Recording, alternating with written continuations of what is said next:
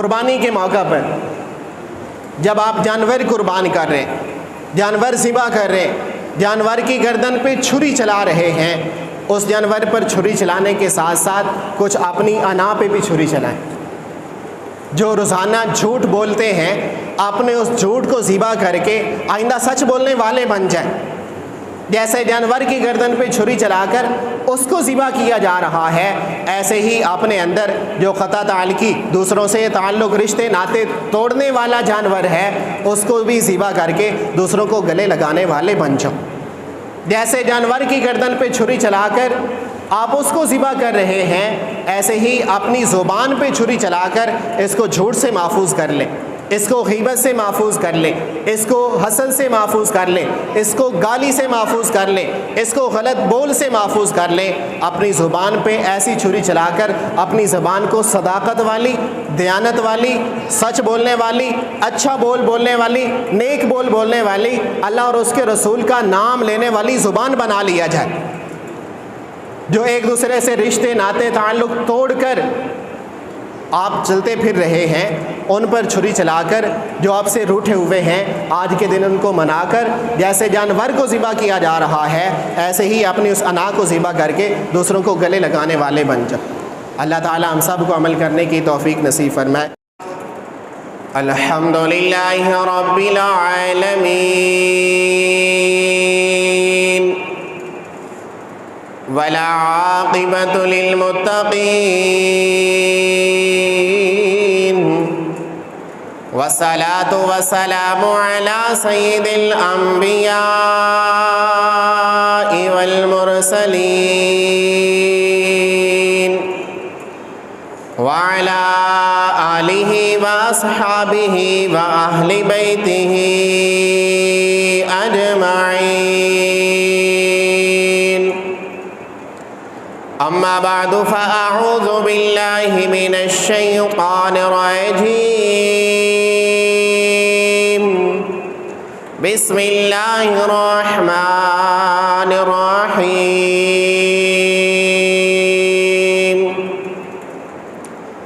قل ان صلاتی ونسکی ومحیای ومماتی للہ رب العالمین۔ وقال اللہ تبارک وتعالی فی کلام آخر، انا اعطیناک الکوثر فصل لربک وانحر، ان شانئک هو الابتر۔ صدق اللہ مولانا العظیم وصدق رسوله النبی الکریم، ونحن على ذلك لمن الشاہدین والشاکرین، والحمد للہ رب العالمین۔ وقال النبی صلی اللہ علیہ وسلم، انما بعثت لأتمم مکارم الاخلاق، او کما قال علیہ الصلاۃ والسلام۔ سبحانک لا علم لنا سبحانک لا علم لنا الا ما علمتنا انک انت العلیم الحکیم۔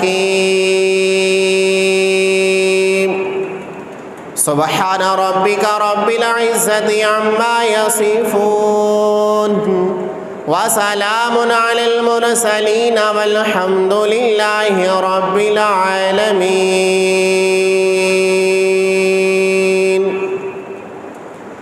ثنا خواں پتا پتا ہے خدایا دم بدم تیرا، زمین و آسماں تیرے ہیں موجود و عدم تیرا، تیرا خواہ کر تیرے شکوے کرے یا رب، تعجب ہے کہ ان پر بھی رہے لطف و کرم تیرا۔ آقا کی آمد سراجا منیرا فصلوا علیہ کثیرا کثیرا اللہم صلی علی محمد وعلی آل محمد كما صليت على إبراهيم وعلى آل إبراهيم إنك حميد مجيد اللهم بارك على محمد وعلى آل محمد كما باركت على إبراهيم وعلى آل إبراهيم إنك حميد مجيد اللهم صل على محمد في أول كلامنا اللهم صل على محمد في أوسط كلامنا اللهم صل على محمد في آخر كلامنا اللهم صل على محمد النبي الأمي وعلى آله وسلم تسليما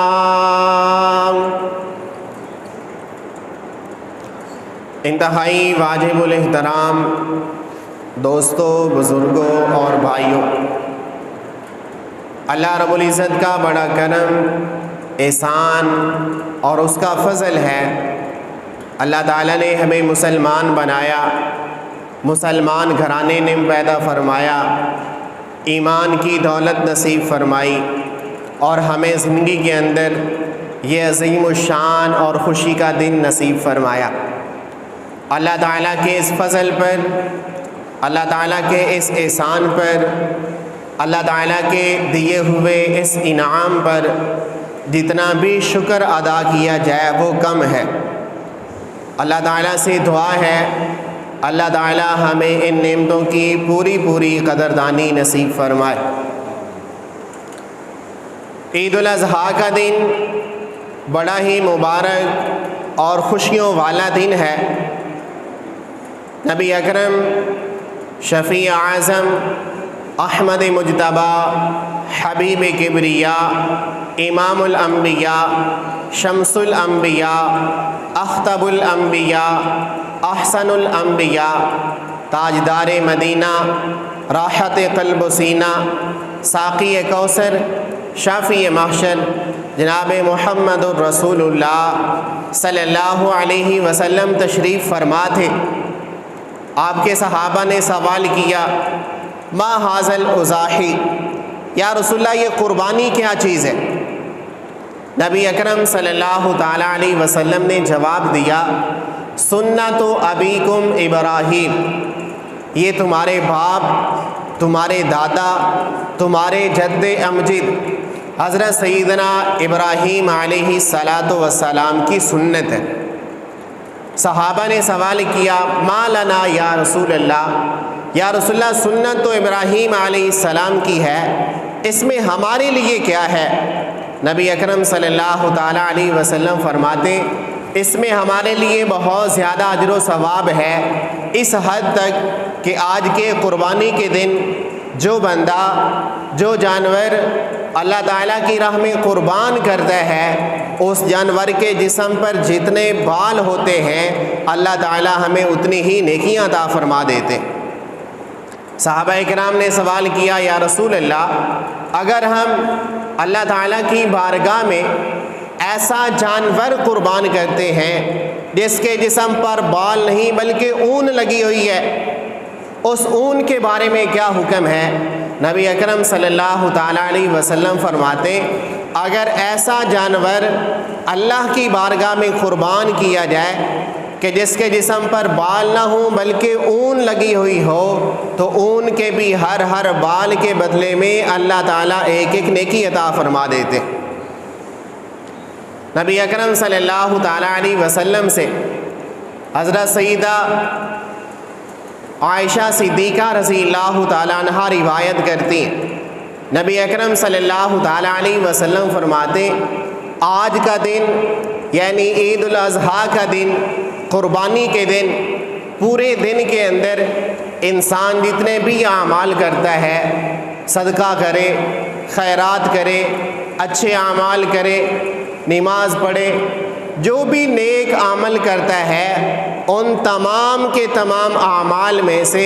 جو سب سے پسندیدہ، سب سے محبوب ترین، سب سے اچھا اور اللہ تعالیٰ کے ہاں محبوب ترین عمل یہ ہے کہ جانور کا خون اللہ کے راہ میں قربان کیا جائے۔ اور یہ جانور جو اللہ تعالیٰ کی راہ میں قربان کیا جا رہا ہے کوئی معمولی جانور نہیں ہے۔ یہی جانور نبی اکرم صلی اللہ تعالیٰ علیہ وسلم فرماتے ہیں قیامت کا دن ہوگا، یہی جانور پورا کا پورا جسم لے کر، جو اس کے جسم کے فالتو حصے ہم اتار کر دوسروں کو دے دیتے ہیں، پھینک دیتے ہیں، اس کی کھال ہے، اس کی اچھڑی ہے، اس کے پائے ہیں، اس کے کھر ہیں، حتیٰ کہ حدیث پاک میں آتا ہے اس کے جسم سے نکلا ہوا گوبر، اس کے جسم سے نکلا ہوا پیشاب، اس کے جسم میں جانے والا چارہ جو وہ پٹھے وغیرہ کھاتا ہے، یہ ساری کی ساری چیزیں اکٹھی کر کے قیامت والے دن اس جانور کو قربان کرنے والے کے ترازو میں رکھ کر اللہ تعالیٰ اس کے ترازو کو بھرا کر دیں گے، اس کے نامہ اعمال میں شامل کر دیں گے۔ اور ایک حدیث میں اس حد تک آتا ہے ایک جانور اللہ کی راہ میں قربان کیا تھا، جتنا اس ایک جانور کا وزن بنتا ہے اللہ تعالیٰ اس وزن کو 70 گنا بڑھا کر اس کے نامہ اعمال میں شامل کر دے گا۔ حضور علیہ السلام کی پیاری بیٹی، طیبہ بیٹی، عابدہ اور زاہدہ بیٹی حضرت سیدہ فاطمہ الزہرا رضی اللہ تعالی عنہا عید والے دن، قربانی کے دن نبی اکرم صلی اللہ تعالیٰ علیہ وسلم سے ملی، ملاقات ہوئی۔ نبی اکرم صلی اللہ تعالیٰ علیہ وسلم نے سوال کیا فاطمہ آپ کا جانور کدھر ہے؟ یا رسول اللہ وہ تو فلاں جگہ قربان کیا جا رہا ہے۔ حضور علیہ السلام فرماتے ہیں فاطمہ جہاں پر تمہارا جانور قربان ہو رہا ہے، اس کو ذبح کیا جا رہا ہے، وہاں پہنچ جاؤ۔ کیوں یا رسول اللہ کیا ہوا؟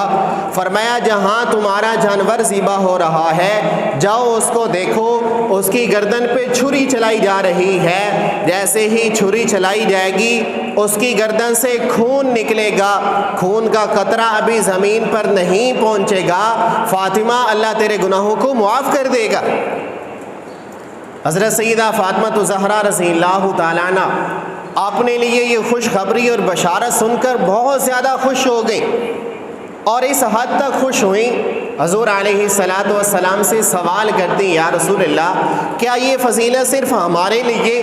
یعنی خاندان نبوت اہل بیت کے لیے ہے یا آپ کے دور کے جو زمانہ ہے صحابہ کرام کے لیے ہے؟ نبی اکرم صلی اللہ تعالیٰ علیہ وسلم فرماتے ہیں فاطمہ یہ فضیلت ہمارے لیے بھی ہے اور قیامت تک آنے والے ہر مسلمان کے لیے بھی ہے۔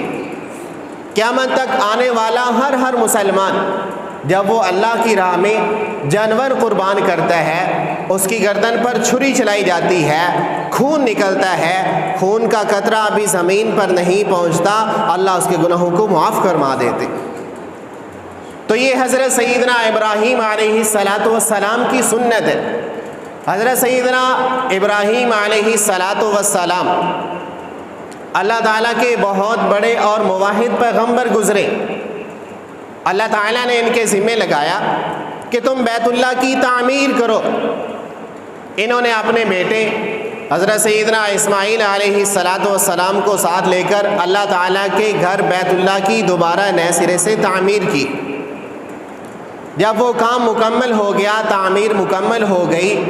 اللہ تعالیٰ کی بارگاہ میں ہاتھ اٹھائے اور اللہ تعالیٰ سے بہت ساری دعائیں مانگی۔ ان دعاؤں میں سے ایک دعا ربنا تقبل منا انک انت السمیع العلیم، ربنا تقبل منا، اے ہمارے رب اس کو ہماری طرف سے قبول فرما لے۔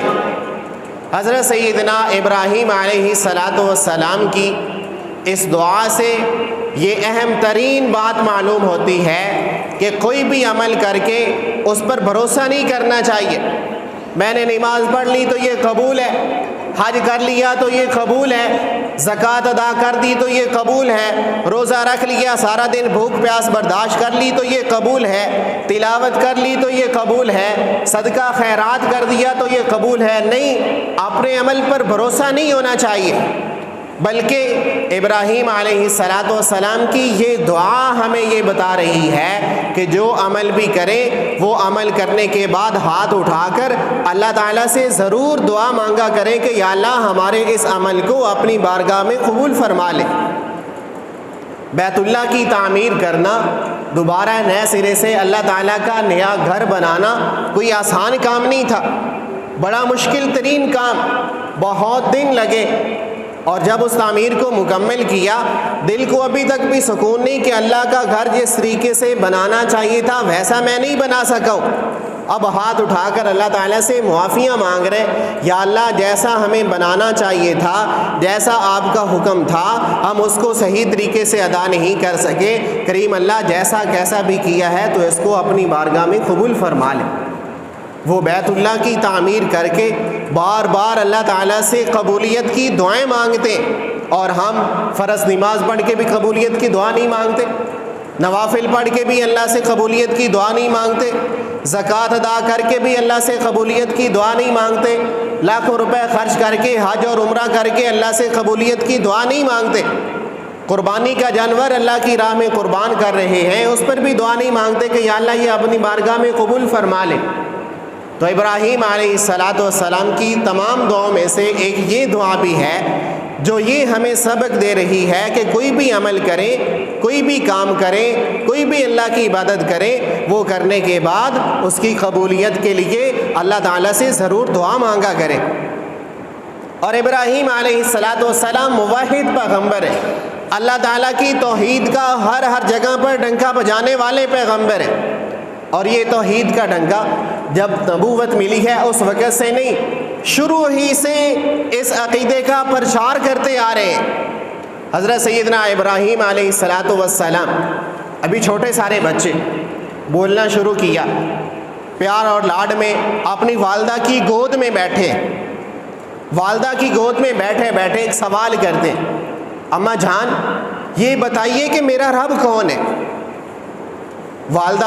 اپنے بیٹے کو بہلاتی ہوئی مختلف جوابات، مختلف باتیں کرتی ہوئی کہتی ہے، بیٹا تیرا رب تو میں ہوں، تجھے نہلاتی بھی میں ہوں، سلاتی بھی میں ہوں،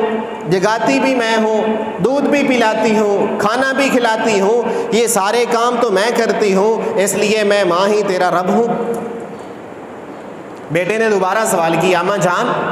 یہ بتائیے کہ آپ کا رب کون ہے؟ ابراہیم علیہ السلام کی والدہ جواب دیتے ہیں، بیٹا میرا رب تو تیرا باپ ہے، اس نے مجھے یہ گھر دیا ہے، مجھے ٹھکانہ دیا ہے، مجھے چھت دی ہے رہنے کے لیے، میرے اخراجات برداشت کرتا ہے، میرے لیے جوتے کپڑے کا انتظام کرتا ہے، میرے لیے کھانے پینے کا انتظام کرتا ہے۔ جب یہ سارے کام تیرا باپ کرتا ہے تو تیرا باپ ہی تو میرا رب ہے۔ ابراہیم علیہ السلام نے تیسرا سوال کر دیا، اماں جان یہ بتائیے کہ ابو کا رب کون ہے؟ میرا رب تو ہو گئی، تیرا رب ہو گیا میرا باپ، اور میرے باپ کا رب کون ہے؟ ماں تھوڑا سا گھبرا گئی کہ یہ بیٹا ابھی چھوٹا سارا بچہ ہے اور یہ کیسے کیسے سوال کرتا جا رہا ہے۔ ماں نے جواب دیا کہ بیٹا تیرے ابو کا رب وقت کا جو بادشاہ ہے جس کا نام ہے نمرود، وہ نمرود تیرے باپ کا بھی رب ہے۔ اگلا سوال کر دیا، اماں جان یہ بتائیے کہ نمرود کا رب کون ہے؟ اب اس بات پہ آ کے ماں زیادہ گھبرا گئی، اور اس کو پتا تھا کہ وقت کا جو بادشاہ ہو وہ بادشاہ ہونے کے ساتھ ساتھ وقت کا خدا بھی ہوتا ہے، جو تمام کی تمام اپنی ملکیت، اپنی سلطنت کے لوگوں کی ضرورتیں پوری کرتا ہے، ان کے لیے کھانے پینے کا انتظام کرتا ہے، اور اس کی سلطنت کے لوگ، اس کی رعایا والے اس کے سامنے جاتے، اس کو سجدہ ریزیاں کرتے، اس سے معافیاں مانگتے اور اسی کی عبادت کرتے۔ تو وقت کے بادشاہ کو بادشاہ ماننے کے ساتھ ساتھ خدا بھی سمجھا جاتا۔ جب ابراہیم علیہ السلام نے یہ سوال کیا کہ اماں جان نمرود کا رب کون ہے، تو ماں نے بچے کو ڈانٹا اور کہا کہ بیٹا آئندہ یہ بات نہ کرنا، اگر اس بات کا نمرود کو پتہ چل گیا کہ یہ لوگ تو میرا خدا تلاش کر رہے ہیں، وہ تو ہمیں جان سے مار ڈالے گا، وہ تو ہمیں اپنے ملک سے نکال دے گا، اس لیے آئندہ نمرود کے خدا کے بارے میں کوئی بات نہیں کرنی۔ ابراہیم علیہ السلام اسی وقت ابھی چھوٹے سارے بچے ماں کی گود میں بیٹھے، اسی وقت سے کہتے ہیں اماں جان میرا رب، آپ کا رب، میرے باپ کا رب اور نمرود جو وقت کا بادشاہ ہے اس کا رب تو وہ ہے جو سورج کو مشرق سے نکال کر مغرب میں غروب کرتے ہیں۔ اگر آپ نمرود کو خدا سمجھتے ہیں تو اس کو بلائیں اور اس سے کہیں کہ سورج کو مغرب سے نکال کر مشرق میں غروب کر کے دکھا دیں۔ اماں جان میرا رب، آپ کا رب، ابو کا رب، نمرود کا رب تو وہ ہے جس نے اتنا بڑا آسمان بھی غیر ستون کے کھڑا کر دکھایا ہے۔ میرا رب وہ ہے جو روزانہ سورج نکالتا ہے اور اس سے روشنی پھولتی ہے۔ میرا رب تو وہ ہے جس نے ہمیں ناپاک قطرے سے 9 ماہ آپ کے پیٹ میں رکھ کر اس دنیا کے اندر انسان بنا کر بھیجا ہے۔ یہ ساری قدرت جس کے پاس ہے وہ میرا رب بھی ہے، آپ کا رب بھی ہے، باپ کا رب بھی ہے، نمرود کا رب بھی ہے اور ساری کائنات کا رب ہے۔ اسی وقت سے ابراہیم علیہ السلام توحید کا پرچار کرتے ہوئے، اب ماں نے جب یہ ساری باتیں سنی تو گھبرا گئی، پریشان ہو گئی کہ اب یہ بچہ کیسی باتیں کرتا جا رہا ہے، اور کہا کہ بیٹا شام کے وقت آپ کا ابو گھر آئے گا، ساری بات اس کے سامنے رکھوں گی اور اس سے کہوں گی کہ بچے کا دماغ خراب ہے، اس کا علاج کرواؤ۔ باپ شام کے وقت گھر آیا، والدہ نے ساری کہانی سنائی کہ پہلے اس نے میرا پوچھا، پھر آپ کے رب کا پوچھا، پھر نمرود کا پوچھا، پھر نمرود کے رب کا پوچھا۔ یہ بچہ عجیب و غریب سوال کر رہا ہے۔ اور ابراہیم علیہ السلام کا باپ وہ باپ ہے جو گھر کے اندر بت بنا کر لوگوں میں جا کر فروخت کرتا ہے، گھر کے اندر بت بنا کر بازار میں بیچ کے آتا ہے اور لوگ خرید کر اس کو گھروں میں لے جاتے ہیں اور جا کر اس کی عبادت کرتے۔ ابراہیم علیہ السلام اپنے باپ کے سامنے آ گئے۔ باپ نے پوچھنا شروع کیا، بیٹا یہ کیسی باتیں کر رہے؟ فرمایا میں تو صحیح باتیں کر رہا ہوں، تم شیطان کو چھوڑ کر اس رب رحمان کی عبادت کرنے والے بن جاؤ جس نے تمہیں بھی پیدا کیا، مجھے بھی پیدا کیا، اس ساری کائنات کو پیدا کیا، زمین و آسمان کو پیدا کیا، سمندروں اور ستاروں کو پیدا کیا، دریاؤں اور ان کی روانیوں اور نہروں اور ندی نالوں کو پیدا کیا، یہ فصلیں بنائی، جانور بنایا، سمندری مخلوق بنائی، زمینی مخلوق بنائی، فضائی مخلوق بنائی، فرشتے بنائے، جنت بنائی، جہنم بنائی۔ جس نے یہ سارا کچھ بنایا ہے اسی ہی کی عبادت کرنے والے بن جاؤ، یہ بتوں کی اور نمرود کی عبادت کرنا چھوڑ دو۔ بیٹا تم کیسی باتیں کرتے جا رہے ہو؟ اگر آئندہ تم نے ایسی بات کی بیٹا میں تم کو گھر سے نکال دوں گا۔ ابراہیم علیہ السلام کہتے ہیں ابا جان آپ مجھے گھر سے نکال دیں، میں گھر بھی چھوڑ دوں گا، ابو کو بھی چھوڑ دوں گا، امی کو بھی چھوڑ دوں گا، بہن بھائیوں کو بھی چھوڑ دوں گا، اپنا علاقہ بھی چھوڑ دوں گا، سارا کچھ چھوڑ دوں گا، لیکن اپنے رب کی توحید کو کبھی نہیں چھوڑوں گا۔ ابراہیم علیہ السلام کی زندگی کو دیکھا جائے، پڑھا جائے اور سمجھا جائے تو پتہ یہ چلتا ہے ابراہیم علیہ السلام کی ساری زندگی اللہ تعالیٰ کے ہاں آزمائشوں میں گزری۔ جگہ جگہ پر اللہ تعالیٰ نے امتحان لیے اور بڑے سخت ترین امتحان لیے۔ زندگی کی آخری عمر میں اللہ تعالیٰ نے بیٹا دیا اور اللہ تعالیٰ کی طرف سے حکم کیا ہوا کہ اپنے اس بیٹے کو اور اس بیوی کو اس جگہ پر چھوڑ کے آؤ جہاں پر کسی قسم کی کوئی نعمت ہی نہ ہو، پہاڑوں کے درمیان میں چھوڑ کے آ جاؤ جہاں پر پانی نہیں ہے، کھانے کے لیے کھجوریں نہیں ہیں، گندم نہیں ہے، جوار نہیں ہے، باجرہ نہیں ہے، چاول نہیں ہے، کچھ بھی کھانے کو نہیں ملتا، اور پتھریلا علاقہ، کوئی کنواں نہیں ہے، کوئی موٹر نہیں ہے، کوئی ندی نالا نہیں ہے، کوئی نہر نہیں ہے جہاں سے پانی مل سکے۔ لیکن اللہ تعالیٰ کا حکم ہے ان کے ساتھ بولنا بھی نہیں اور ان کو وہاں چھوڑ کر واپس بھی آ جانا ہے۔ حضرت سیدنا ابراہیم علیہ السلام نے اپنے رب کا یہ حکم پورا کرنے کے لیے اپنی بیوی اور بچے کو ساتھ لیا اور لے کر چل پڑے۔ چلتے چلتے چلتے مکہ میں پہنچے۔ پہاڑی علاقہ، ابھی آبادی نہیں ہوئی، بالکل ویران ہے، جنگل ہے، وہاں پر دونوں کو چھوڑا اور بالکل واپس پلٹ پڑے۔ بیوی نے دیکھا یہ کیا ہے؟ ابراہیم یہ تم کیا کر رہے ہو؟ ابراہیم علیہ السلام نے آسمان کی طرف اشارہ کر کے بتا دیا یہ سارا کچھ میں اپنی مرضی سے نہیں، اللہ کے حکم کے مطابق کرتا جا رہا ہوں۔ ابراہیم علیہ السلام کی بیوی کہتی جو رب آپ کو آگ کے اندر بے آسرا اور بے سہارا نہیں چھوڑتا وہ ہمیں اس جنگل کے اندر بھی بے آسرا کبھی نہیں چھوڑے گا۔ ابراہیم علیہ السلام واپس آ گئے اما ہاجرہ سلام اللہ علیہا ایک چھوٹا سا معصوم بچہ اٹھایا ہوا ہے اور اس جنگل میں بیٹھی، اپنے پاس جو پانی تھا خود بھی پیتی ہیں، بچے کو بھی پلاتی ہیں، کھجوریں ہیں وہ خود بھی کھاتی ہیں، جو بچہ کھا سکتا ہے اس کو بھی کھلاتی۔ تھوڑے عرصے کے اندر 1-2 دن کے اندر جو پانی اور کھجوریں پاس تھا وہ سارا کا سارا ختم ہو گیا۔ اب معصوم بچہ بھوک کی وجہ سے بلبلا رہا ہے، رو رہا ہے، ہاتھ پاؤں مار رہا ہے، اور ماں جو کچھ تھا وہ کھاتی رہی، دودھ بچے کو پلاتی رہی۔ اب چھاتی کے اندر دودھ بھی ختم ہو گیا۔ معصوم اسماعیل روتے ہیں، اپنی ایڑیاں رگڑتے ہیں، ہاتھ پاؤں مارتے ہیں۔ ماں اپنے بچے کا یہ تڑپنا برداشت نہیں کر سکتی، وہاں سے اٹھی، ساتھ ہی ایک پہاڑی اس کے اوپر چڑھی کہ جا کر پہاڑی کے پار دیکھتی ہوں، ہو سکتا ہے کوئی بکریاں چرانے والا، کوئی اونٹ چرانے والا، کوئی بندہ نظر آ جائے، اس کے پاس سے مجھے دودھ، کھجور، پانی یا کوئی بھی کھانے کی چیز مل جائے تاکہ میں اپنے بچے کو کھلا کر اس کی زندگی بچا سکوں۔ ایک دفعہ پہاڑی پہ چڑھی، جا کر دیکھا ادھر کوئی نہیں، پیچھے بچے کو دیکھا، بچہ اکیلا ہے، کوئی بھی جانور آ کر میرے بچے کو نقصان نہ پہنچا دے۔ فوراً پہاڑی سے اترتی ہوئی نیچے آ گئی۔ جب بچے کو دیکھا پھر تڑپ رہا ہے، بھوک لگی ہے، پیاس لگی ہے، ہاتھ پاؤں مار رہا ہے، رو رہا ہے، دوڑتی دوڑتی دوسری پہاڑی پہ چڑھ گیا۔ ادھر جا کر دیکھا پھر کوئی نہیں ملا۔ جب پہاڑی پہ پہنچی، اپنے بچے کو اکیلا دیکھا، کوئی جانور نقصان پہنچائے گا، پھر نیچے اتر آئی۔ ایسے ہی اماں ہاجرہ سلام اللہ علیہا نے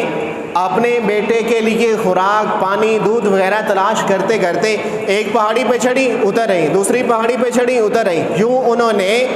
خوراک تلاش کرتے کرتے 7 چکر لگائے تھے۔ آج بھی کوئی بندہ حج کرنے جائے، عمرہ کرنے جائے، وہ اماں ہاجرہ سلام اللہ علیہا کی طرح پہاڑیوں کے درمیان 7 چکر نہ لگائے، اس وقت تک اس کا حج اور عمرہ بھی قبول نہیں کیا جاتا۔ انہوں نے اپنے رب کی خاطر ان آزمائشوں کو برداشت کیا، قبول کیا، اور اللہ تعالیٰ نے ان کے طریقوں کو آج تک زندہ اور جاری رکھا ہوا ہے۔ جب 7 چکر لگا لیے، کچھ نہ ملا، واپس آ گئی اور اپنے معصوم اسماعیل علیہ السلام کو روتے ہوئے، تڑپتے ہوئے، ہاتھ پاؤں مارتے ہوئے دیکھا، بہت بے قرار ہو گئی اور ہاتھ اٹھا کر اب رب سے مانگنے لگ گئی۔ دعا مانگی، اے کریم اللہ، آپ تو پتھروں کے اندر رہنے والے کیڑوں کو بھی غذا دیتے، آپ تو سمندروں کے اندر، پانی کے اندر رہنے والی مخلوقات کو بھی غذا پہنچا دیتے۔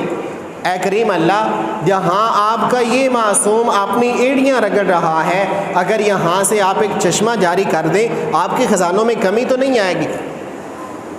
اللہ تعالیٰ کی رحمت کو جوش آیا، حضرت سیدنا جبرائیل علیہ السلام کو بلایا، فرمایا جاؤ، جہاں پر معصوم اسماعیل اپنے پاؤں اور اپنے پاؤں کی ایڑیاں مار رہا ہے، وہاں پر جا کر تم اپنا پر مارو، پر مارنا تمہارا کام ہے، وہاں سے زمزم کا چشمہ جاری کر دینا میں رب کا کام ہے۔ جبرائیل علیہ السلام آئے، وہاں پر مارا اور وہاں سے ایسا چشمہ پانی کا جاری ہوا جو آج تک جاری ہے۔ جہاں پر باقی ساری باتیں، وہاں پر ایک بات یہ بھی ہے کہ یہ والدہ کی دعا اپنے بچے کے حق میں ہے۔ آج بھی اگر ہم اپنے والدین کا ادب و احترام، اپنی والدہ کی خدمت کرنے لگ جائیں اور والدہ سے دعا لینے لگ جائیں، یہ والدہ کی دعا ایسی دعا ہے جو اللہ سے پتھروں کے اندر سے بھی چشمے جاری کروا دیتی، اور ایسے چشمے جاری کراتی ہے جو آج تک جاری ہیں، انشاءاللہ قیامت تک جاری رہیں گے۔ تو حضرت سیدنا ابراہیم علیہ السلام کی زندگی قربانیوں کے اندر گزری۔ اب یہی بچہ اسماعیل جب بڑا ہوا، اللہ تعالیٰ کی طرف سے ایک اور حکم آ گیا۔ حضرت سیدنا ابراہیم علیہ السلام کو خواب آیا، خواب کے اندر دیکھا کہ اپنے بیٹے کو ذبح کر رہے ہیں، اور یہ شرعی مسئلہ یاد رکھنے کا ہے، ذہن نشین کر لینے کا ہے کہ جو بھی اللہ کے پیغمبر کو خواب آتا ہے وہ خواب ہمارے خوابوں کی طرح نہیں ہوتا۔ اللہ کے پیغمبر کو جو خواب آئے وہ اللہ تعالیٰ کی طرف سے حکم ہوا کرتا ہے۔ اور اگلی بات یہ ہے کہ اللہ کے پیغمبر کو جو بھی خواب آئے وہ خواب ہمیشہ سچا ہوتا ہے۔ حضرت سیدنا یوسف علیہ السلام نے خواب ہی تو دیکھا، 11 ستارے ہیں، چاند ہے اور سورج ہے، وہ اس کو سجدہ کر رہے ہیں۔ اللہ تعالیٰ نے وہی خواب سچا کر دکھایا، 11 بھائی، باپ اور ماں اس کو سجدہ کر رہے تھے۔ نبی اکرم صلی اللہ تعالیٰ علیہ وسلم نے خواب ہی تو دیکھا، احرام باندھا ہوا ہے، صحابہ کرام کو ساتھ لے کر عمرہ کرنے جا رہے ہیں، اللہ تعالیٰ نے وہی خواب حقیقت کر دکھایا۔ تو اللہ تعالیٰ کے نبی کو جو خواب بھی آئے وہ خواب ہمارے خواب کی طرح نہیں ہوتا، وہ خواب ہمیشہ اللہ تعالیٰ کی طرف سے حکم ہوتا ہے اور وہ خواب سچا ہوتا ہے۔ پیغمبر کا خواب کبھی جھوٹا نہیں ہو سکتا، اور جس کا خواب جھوٹا ہو جائے وہ کبھی پیغمبر نہیں ہو سکتا۔ مرزا قادیانی کو دیکھ لیں، زندگی کے اندر ایک نہیں بے شمار خواب دیکھے اور ایک خواب بھی سچا ثابت نہیں ہو سکا۔ تو اللہ کے نبی کو جو خواب آئے وہ ہمیشہ سچا ہوتا ہے، اور جس کا خواب سچا نہ ہو، جھوٹا ہو، وہ کبھی نبی یا پیغمبر نہیں ہو سکتا۔ تو ابراہیم علیہ السلام نے خواب دیکھا، اپنے بیٹے کو ذبح کر رہے، ایک دن گزر گیا، دوسری رات آئی، پھر سوئے، خواب دیکھا اپنے بیٹے کو ذبح کر رہے، تیسری رات آ گئی، پھر وہی خواب دیکھا اپنے بیٹے کو ذبح کر رہے۔ جب 3 دن ہو گئے، اپنے بیٹے کو بلایا اور ان سے بطور مشورہ، بطور رائے کے پوچھا، بیٹا اللہ تعالیٰ کی طرف سے حکم یہ ہے کہ میں آپ کو اللہ کی راہ میں قربان کر دوں، آپ کی اس بارے میں کیا رائے ہے؟ حضرت سیدنا ابراہیم علیہ السلام نے اپنے بیٹے سے جو مشورہ کیا ہے، یہ مشورہ نہیں ہے، صرف اپنے بیٹے کی استقامت اور صبر کو دیکھنا ہے کہ میں اللہ کا پیغمبر ہوں، میں نے ہر حال میں اللہ کے ہر امتحان کو برداشت کیا اور پاس کیا ہے، میرا بیٹا اس بارے میں کیا ارادہ رکھتا ہے۔ وہ بھی پیغمبر کی اولاد تھی۔ حضرت سیدنا اسماعیل علیہ السلام نے کہا، ابا جان، جو اللہ کی طرف سے آپ کو حکم ملا ہے، آپ اپنے رب کے حکم کو پورا کریں، انشاءاللہ آپ مجھے صبر کرنے والوں میں سے پائیں گے۔ ابراہیم علیہ السلام نے اپنے بیٹے کو ساتھ لیا، کھلے میدان میں گئے، وہاں جا کر ایک جگہ پر اپنے بچے کو لٹا کر آنکھوں پہ پٹی باندھی اور گردن پہ چھری چلانا شروع ہی کی تھی کہ شیطان آ گیا، پاس ہی آ کے کھڑا ہو کے بہکانا اور پھسلانا شروع کر دیا۔ کہتا ہے، ابراہیم یہ تم کیا کر رہے ہو؟ اللہ تعالیٰ نے زندگی کی آخری عمر میں آپ کو بیٹا دیا ہے، بڑھاپے کی حالت میں دیا ہے، اور اتنا حسین بیٹا دیا ہے، ابھی بیٹا جوان ہوا ہے، اور جب باپ کی اولاد جوان ہونے لگتی ہے والدین کو اس سے بہت ساری امیدیں ہوتی ہیں۔ ابھی آپ کا بیٹا جوان ہوا، آپ کو اس سے بہت ساری امیدیں ہیں، اور آپ اس پر چھری چلا کر اس کو مارنا چاہ رہے ہیں، یہ آپ کیا کر رہے ہیں؟ ابراہیم علیہ السلام کو پتہ چل گیا کہ یہ کوئی عام بندہ نہیں، یہ تو شیطان ہے۔ پتھریلا علاقہ تھا، ابراہیم علیہ السلام نے وہاں سے کنکریاں اٹھائیں اور اس کو دے ماری، اور وہاں سے اٹھ کر آگے چلے گئے کہ یہ تو منحوس جگہ ہے، یہاں پر شیطان آ گیا تھا، یہاں پر میں اپنے بیٹے کی قربانی نہیں کروں گا، تھوڑا آگے جا کر کرتا ہوں۔ ابراہیم علیہ السلام نے اپنے بیٹے کو پھر ساتھ لیا، وہاں سے اٹھ کر تھوڑا آگے چلے گئے، وہاں جا کر دوبارہ اپنے بیٹے کو لٹایا، گردن پہ چھری رکھی، وہی بندہ، وہی شیطان کسی اور شکل میں سامنے آ گیا، انسان کی شکل بنا کر آ گیا، اور پھر آ کر کہنا شروع کر دیا، ابراہیم یہ تم کیا کر رہے ہو؟ کتنی محنت سے اور کتنی دعاؤں سے اللہ تعالیٰ سے اس کو مانگا ہے، اور اللہ تعالیٰ نے اتنا حسین بیٹا دیا ہے، اور آپ اس کو چھری چلا رہے ہیں، آپ اس کو مارنا چاہ رہے ہیں، آپ اس کو ذبح کرنا چاہ رہے ہیں، یہ تم کیا کر رہے ہو؟ ابراہیم علیہ السلام نے پھر کنکر اٹھائے اور اس کو دے مارے، پھر وہاں سے اٹھے، منحوس جگہ ہے، یہاں پر شیطان آ گیا، وہاں سے پھر آگے چلیں گے، تیسری جگہ جہاں پر پھر یہی معاملہ پیش آیا، اس کے بعد ابراہیم علیہ السلام نے پھر کنکر اٹھائے اور اس کو دے مارے، چوتھی جگہ چلے گئے، اور وہاں جا کر اپنے بچے کو لٹا کر تکبیر پڑھ کر جیسے جانور کو ذبح کیا جاتا ہے ویسے ہی چھری چلائی، لیکن چھری چلی نہیں ہے۔ تو یہاں پر اللہ تعالیٰ کی توحید سمجھ آئی، چھری کا کام کاٹنا نہیں ہے، چھری بھی اللہ کے حکم کے تابع ہوا کرتی، اللہ کی طرف سے حکم ہوگا تو وہ چھری کاٹے گی۔ بعین ہی اسی طرح ابراہیم علیہ السلام کو آگ میں ڈالا گیا، آگ کے اندر بیٹھے ہوئے ہیں، کپڑے جلانا، جسم کو جلانا، ہڈیوں کو جلانا دور کی بات، جسم کے کسی ایک بال کو بھی آگ گرم ہی نہیں کر سکی، اس لیے کہ آگ بھی جلانے میں اللہ تعالیٰ کے حکم کی محتاج ہے، اسی طرح چھری بھی کاٹنے میں اللہ تعالیٰ کے حکم کی محتاج ہے۔ پانی کا کام ہے ڈبونا، جو بندہ بھی جاتا ہے اس میں ڈوب جاتا ہے، اسی پانی کے اندر سے موسیٰ علیہ السلام کو زندہ سلامت نکال دیا اور بتا دیا کہ پانی خود نہیں ڈبوتا، پانی ڈبونے میں بھی میرے حکم کا محتاج ہے۔ تو ابراہیم علیہ السلام نے چھری چلائی، چھری نہیں چلی، زور سے چلائی، چھری چل گئی۔ جب آنکھیں کھولی تو دیکھا اسماعیل علیہ السلام پاس کھڑے ہوئے ہیں اور اللہ تعالیٰ نے جنت سے ایک جانور بھیجا اور اس کی گردن پر چھری چلا کر اس کو ذبح کر دیا۔ اور اللہ تعالیٰ نے وہ طریقہ اس وقت سے آج تک حضور علیہ السلام کی امت میں بھی جاری رکھا ہے۔ اور اللہ رب العزت قرآن پاک میں فرماتے ہیں وَلِكُلِّ أُمَّةٍ جَعَلْنَا مَنْسَكًا، جتنی بھی امتیں آئی ہیں ہر امت کو ہم نے قربانی دی ہے، لیکن ان کی قربانی کے طریقے مختلف تھے۔ اب کچھ نبیوں کے طریقے یہ ہوتے کہ وہ اپنے جانور لے کر ایک کھلے میدان میں چلے جاتے، وہاں جا کر اپنے جانوروں کو ذبح کر دیتے، ذبح کر کے سائیڈ پہ آ کر کھڑے ہو جاتے، آسمان سے آگ اترتی، جس جانور کو جلا دیتی اس کا مطلب یہ ہوتا کہ ان کی قربانی قبول ہو گئی، اور جن کا جانور پڑا رہتا آگ ان کو نہیں جلاتی تھی، ان کا مطلب یہ ہوتا کہ ان کی نیت ٹھیک نہیں، ان کی قربانی اللہ نے قبول نہیں کی ہے۔ ہماری قربانی اللہ تعالیٰ نے ہمارے لیے نبی اکرم صلی اللہ تعالیٰ علیہ وسلم کی وجہ سے کتنی رحمتیں اور برکتیں دی ہیں۔ کس کی قربانی قبول ہے، کس کی قربانی قبول نہیں، اللہ نے سب پہ پردہ رکھا ہوا ہے۔ اور قربانی آگ آ کر جلاتی نہیں، بلکہ وہی قربانی کا گوشت ہمارے لیے کھانے کے لیے بھی حلال کر دیا۔ تو اللہ تعالیٰ نے یہ عظیم دن دیا،